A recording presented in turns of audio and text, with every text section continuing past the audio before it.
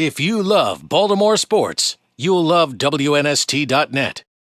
He is on the clock in 3, 2, 1. Give me 5 great minutes, Tony. Have some fun. You got it. This is Tony Thornton for WNST. Listen, I want to talk about the Baltimore Ravens and what they have to look forward to, which is Christmas on May the 8th. The NFL Draft, they're looking forward to it, certainly. I'm looking forward to it.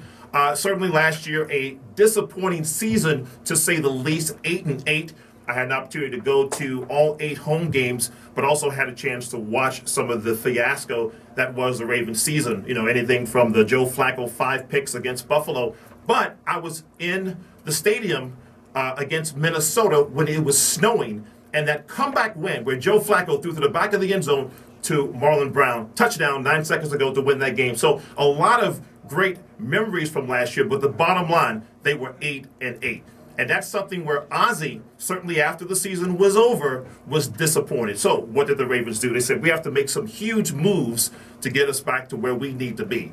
And so one thing that I love about this team and what they decided to do, let's stay at home and let's take care of our veterans. So again, signing Dennis Pitta to a 5-year deal certainly was the right thing to do.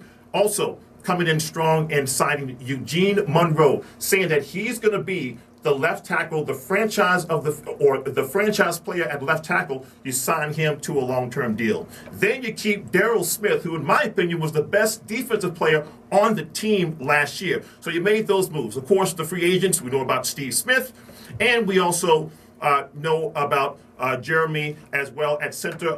So that's going to be, his name is Zuda, so that's him. Jeremy Zuda, I almost lost it there. But anyway, we have some great free agents coming in. The bottom line, though, is that I have some guys that I think we should take a look at in the draft.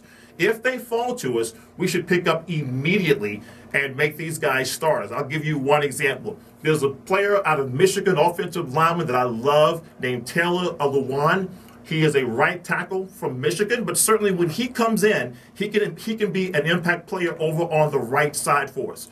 He was certainly a very feisty player, and under the Kubiak system, I think he can thrive based on the schemes. Now, what will happen certainly with that, he would play immediately at right tackle. What I love about him, though, he's feisty. He was in some alleged altercation with Ohio State fans, and you got to love it when a Michigan guy is in altercations with Ohio State guys. So certainly he'll be a great guy to fit in this lineup. So look for him. My other guy that I really like, and you'll be surprised, is the tight end out of North Carolina, Eric Ebron. And he's a guy that certainly he can come in. Now, certainly we have Owen Daniels now, but he's only short term.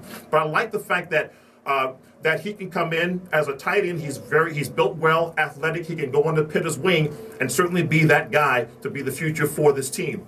The other need right now that we're looking for, and he could fall because typically these guys fall very low in the draft, or in terms of free safeties, and that is Clinton Dix. And certainly he's an Alabama boy.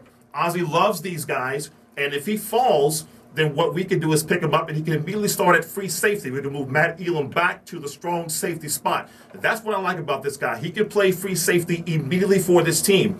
And again, free safeties are certainly hard to find. Even when we drafted Ed Reed back in 2002 at 24, they typically don't go high. So this is a guy that you can look for in the future. The other guy that I really like right now as a safety right now, as a cornerback rather, is the kid from Michigan State, Dequez Denard. He can come in and immediately be an impact with Corey Graham leaving, and also he can play in the nickel. So again, these are guys that I'm looking for in the draft.